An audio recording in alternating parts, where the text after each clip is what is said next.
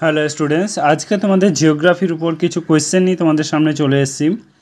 আজকে তোমাদের প্রায় 100টা কোয়েশ্চেন করাবো, শুধু সঙ্গে থেকো, ভীষণ ইম্পর্টেন্ট। দেখো, তোমরা যারা আমার এই ভিডিওগুলি দেখছো খুবই ভালো কথা, কারণ এগুলো যেগুলো আমি পড়াচ্ছি সেগুলো প্রিভিয়াস ইয়ারে কোয়েশ্চেন আসা বারবার এসেছে এগুলো। আর তোমরা একটা জিনিস মাথায় রেখো যে 2024 যদি চলে যায়, তোমরা তখন আর মাথা ঠুকলেও তো আর পাবে না। এখন 5-6 বছর আর রিক্রুটমেন্ট নেই। সো বি প্রিপেয়ার্ড, ভালো করে পড়াশোনাটা করো। চলো স্টার্ট করা যাক। কী বলেছে দেখো, বলছে কোন দ্রাঘিমা রেখা ভারতের প্রমাণ রেখাকে ইন্ডিয়ান স্ট্যান্ডার্ড টাইম নির্দেশ করেছে? এটা হচ্ছে 82 ডিগ্রি 82.5 ডিগ্রি পূর্ব দ্রাঘিমা রেখা। ওকে। 2 নম্বর দেখো, আয়তনে হিসাবে পৃথিবী ভারতের স্থান কত? এটা হচ্ছে 7ম স্থান। 3 নম্বর দেখো, বলছে পক প্রণালী কোন দুটি দেশকে পৃথক করেছে? এটা হচ্ছে ভারত ও শ্রীলঙ্কাকে। 4 নম্বর দেখো, বলছে ভারতের কোন স্থানের স্থানীয় সময়কে ভারতীয় যুক্তরাষ্ট্রের প্রমাণ সময় হিসাবে ধরা হয়? এই আইএসটির ফুল ফর্ম হচ্ছে ইন্ডিয়ান স্ট্যান্ডার্ড টাইম। এটা হচ্ছে এলাহাবাদ। ওকে। তার 5 নম্বর দেখো, বলছে ভারতের ক্ষুদ্রতম প্রতিবেশী রাষ্ট্র কোনটি? এটা হচ্ছে মালদ্বীপ। ভারতের ক্ষুদ্রতম প্রতিবেশী রাষ্ট্র এটা হচ্ছে মালদ্বীপ। তার বৃহত্তম কোনটা হবে? সেটা হচ্ছে চীন। তারপরে দেখো, ভারতের বৃহত্তম প্রতিবেশী রাষ্ট্র কোনটি? এটা হচ্ছে চীন। 7 নম্বর দেখো, জনবসতি বিচারে পৃথিবীতে ভারতের স্থান কত? এটা হচ্ছে দ্বিতীয়। তাহলে বলো, জনবসতি বিচারে পৃথিবীতে ভারতের স্থান দ্বিতীয়ত, এবং বলো তাহলে প্রথম কে? সেটি হচ্ছে চীন। তারপর 8 নম্বর দেখো, বলছে কোন ভাষার রাজ্য পুনর্গঠন কোন বছরে হয়েছিল? এটা হচ্ছে 1956-তে হয়েছিল। 9 নম্বর দেখো, 9 নম্বর কি বলেছে? বলছে কোন রাজ্যকে ভাগ করে গুজরাট ও মহারাষ্ট্রের দুটি রাজ্যের সৃষ্টি করা হয়েছিল? এটা হচ্ছে মুম্বাই। 10 নম্বর কি বলেছে? 1966 খ্রিস্টাব্দে পাঞ্জাবকে ভাগ করে কোন দুটি রাজ্যের সৃষ্টি করা হয়? এটা হচ্ছে পাঞ্জাব ও হরিয়ানা। তারপর 11 নম্বর দেখো, বলছে কোন বছরে মাদ্রাসের নাম পাল্টে তামিলনাড়ু রাখা হয়? এটা হচ্ছে 1969 সালের 14 জানুয়ারি। 12 নম্বর দেখো, বলছে কর্ণাটকের পূর্বের নাম কি ছিল? এটা হচ্ছে মহীশূর। কর্ণাটকের পূর্বের নাম কি ছিল? এটা হচ্ছে মহীশূর। 13 নম্বর দেখো, বলছে সিকিম কোন বছরে ভারতের অঙ্গরাজ্যে পরিণত হয়? এটা হচ্ছে 1975 সালে। 14 নম্বর দেখো, বলছে কত সালে পশ্চিমবঙ্গের পশ্চিম দিনাজপুর জেলাটি উত্তর দিনাজপুর ও দক্ষিণ দিনাজপুর দুটি নাম বিভক্ত করা হয়েছে? এটা হচ্ছে 1992 সালে। 15 নম্বর দেখো, বলছে কোনো দুটি দেশের সীমান্তে 3 বিঘা করিডোর অবস্থিত? কোন দেশের? এটা হচ্ছে ভারত ও বাংলাদেশ। 16 নম্বর কী বলতে দেখো, ভারতের কেন্দ্রশাসিত রাজ্যগুলির মধ্যে বৃহত্তম কোনটি? এটা হচ্ছে আন্দামান ও নিকোবর দ্বীপপুঞ্জ। তারপরে 17 নম্বর দেখো, বলছে যে ভারতের কেন্দ্রশাসিত রাজ্যগুলির মধ্যে ক্ষুদ্রতম কোনটি? এটা হচ্ছে লাক্ষাদ্বীপ। তাহলে বৃহত্তম কোনটি? সেটি হচ্ছে আন্দামান নিকোবর আইল্যান্ড। 18 নম্বর দেখো, ভারতের সবচেয়ে কম জনসংখ্যা বৈশিষ্ট্য রাজ্য কোনটি? এটা হচ্ছে সিকিম। তাহলে সবথেকে বেশি কোনটা? তোমরাই কমেন্টে জানাও। বলছে ভারতের সবচেয়ে বেশি জনঘনত্ব বিশিষ্ট রাজ্য কোনটি? এটা 2011 সালের সেন্সাস অনুযায়ী বিহার।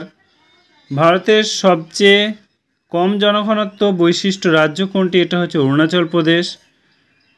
ভারতের দ্বিতীয় ক্ষুদ্রতম প্রতিবেশী রাষ্ট্র কোনটি? এটা হচ্ছে বৃহত্তম। ভারতের সহযোগী তাই কোন দেশ জলবিদ্যুৎ কেন্দ্র নির্মিত হয়েছে? এটা হচ্ছে ভুটান। 23 নম্বর দেখো, মান্নার উপসাগর কোন দেশকে ভারত থেকে বিচ্ছিন্ন করেছে? এটা হচ্ছে শ্রীলঙ্কা। 24 নম্বর দেখো, ভারতের সবচেয়ে উচ্চ পর্বতশৃঙ্গ কোনটি? এটা হচ্ছে গর্ডিন অক্সটিন। 25 নম্বর কি বলেছে দেখো, পৃথিবীতে প্রাচীনতম ভঙ্গিল পর্বত কোনটি? এটা হচ্ছে আরাবল্লী। তারপরে 26 নম্বর দেখো, বলছে যে জজিলা গিরিপথ কোন দুটি স্থানের মধ্যে সংযোগ রক্ষা করেছে? এটা হচ্ছে শ্রীনগর ও লে। তারপর 27 নম্বর দেখো, নাথুলা পাস কোথায় অবস্থিত? এটা হচ্ছে সিকিমে। 28 নম্বর দেখো, বলছে রোটাং পাস গিরিপথ ভারতের কোন রাজ্যে অবস্থিত? এটা হচ্ছে হিমাচল প্রদেশে। 29 নম্বর দেখো, জম্মু নদী কোন হিমবাহ থেকে উৎপন্ন হয়েছে? এটা হচ্ছে যমুনেত্রী। 30 নম্বর দেখো বলছে ভারতের দ্বিতীয় উচ্চতম পর্বতশ্রেণী কোনটা? এটা হচ্ছে কাঞ্চনজঙ্ঘা। তাহলে যদি বলা হয় সবচেয়ে উচ্চতম কোনটি, যেটা নেপালে অবস্থিত, এটা হচ্ছে মাউন্ট এভারেস্ট। ওকে, তারপর দেখো নামচা বারোয়া কোন পর্বতশ্রেণীর সর্বোচ্চ শৃঙ্গ? এটা হচ্ছে হিমাদ্রি, ভীষণ ইম্পর্টেন্ট। ভারতের দীর্ঘতম হিমবাহের নাম কি? এটা হচ্ছে সিয়াচেন গ্লেসার। তারপরে দেখো যে এই এই এই কোয়েশ্চেনটা ভীষণ ইম্পর্টেন্ট, বারবার পরীক্ষা এসছে। ভারতের সর্বোচ্চ মালভূমির নাম কি? এটা হচ্ছে লাদাখ। তারপর 34 নম্বর দেখো বলছে লক্কক হুদ ভারতের কোন রাজ্যে অবস্থিত? এটা হচ্ছে মণিপুর।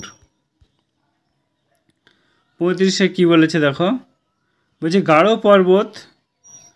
গাঢ় পাহাড়ের সর্বোচ্চ শৃঙ্গের নাম কি? এটা হচ্ছে নকরেক, এটা ভীষণ ইম্পর্টেন্ট। 36টা গুরু শিখর কোন পর্বতের সর্বোচ্চ শৃঙ্গ? এটা হচ্ছে আরাবল্লী। 37টা ভীষণ ইম্পর্টেন্ট। ভারতের খনিজ ভাণ্ডার কোন অঞ্চলকে বলা হয়? ছোটনাগপুর অঞ্চলকে। তারপর এটাও ভীষণ ইম্পর্টেন্ট, ভিভিআই। ধোঁয়াধার জলপ্রপাত কোন নদী থেকে সৃষ্টি হয়েছে? এটা হচ্ছে নর্মদা। তারপরটা ভীষণ ইম্পর্টেন্ট, নীলগিরি পর্বতের সর্বোচ্চ পর্বতশৃঙ্গর নাম কি? এটা হচ্ছে ডোডাবেটা। কোন অঞ্চলকে দক্ষিণ ভারতের শস্য ভাণ্ডার বলা হয়? এটা হচ্ছে থাঞ্জাভুর। কতবার যে এসছে পরীক্ষায় এটা। দাও গোদাবরী কৃষ্ণ বদ্বীপের মধ্যে অবস্থিত হ্রদের নাম কি? এটা হচ্ছে কোলার। তা 42 নম্বর দেখো বলছে ভেম্বানাথ কয়লা কি? এটা হচ্ছে একটি উপহ্রদ।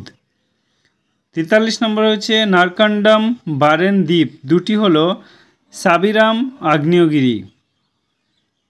ভীষণ ইম্পর্টেন্ট, এগুলো পড়তে থাকো কন্টিনিউয়াসলি, কারণ এখন যদি তোমরা হাতছাড়া করো সত্যি এর চাকরি পাওয়া খুব মুশকিল হয়ে যাবে। So be careful. তারপর দেখো বলছে যে 44 মাউন্ট হ্যারিয়েট পর্বত কোথায় অবস্থিত? এটা হচ্ছে আন্দামান দ্বীপপুঞ্জে। 45 নম্বর দেখো রন কাকে বলা হয়? এটা হচ্ছে গুজরাটের অগভীর জলাভূমিকে রন বলা হয়। সিন্ধু নদের উৎপত্তিস্থল কোথায়? এটা হচ্ছে মানস সরবরাহের নিকটবর্তী সিনকাবাব নামক জলধারা। 47 বলছে যে শতদ্রু কোন নদীর উপনদী? এটা হচ্ছে সিন্ধু নদের উপনদী। 48 দেখো কোন স্থানে গঙ্গা নদী সমভূমিতে অবস্থিত রয়েছে? এটা হচ্ছে হরিদ্বারে। আলাকনন্দা নদীর উৎপত্তিস্থল কোথায়? এটা হচ্ছে শতপন্ত হিমবাহ। গঙ্গার সমস্ত উপনদী শাখা নদীগুলির মধ্যে শ্রেষ্ঠ কোনটি? এটা হচ্ছে যমুনা নদী। সো বন্ধুরা, তোমরা যারা পুরো ক্লাসটা আমার করলে তাদেরকে বলছি, যদি তোমরা ভালো চাও তো ভালো করে পড়ো, আর যদি কেউ টিউশন পড়তে চাও অনলাইনে অফলাইনে তো আমাকে কমেন্টে জানাতে পারো। Thank you. আর যদি ভালো লাগে একটা লাইক করে দিয়ে যেও, কারণ এগুলো ভীষণ ইম্পর্টেন্ট। আজকে যেগুলো করালাম এগুলো এমন কোনো পরীক্ষায় নেই এই ভূগোল থেকে তুমি এখান থেকে 4-5 নম্বর কমন পাবে শিওর, প্রত্যেকটা পরীক্ষায় এগুলো আসা।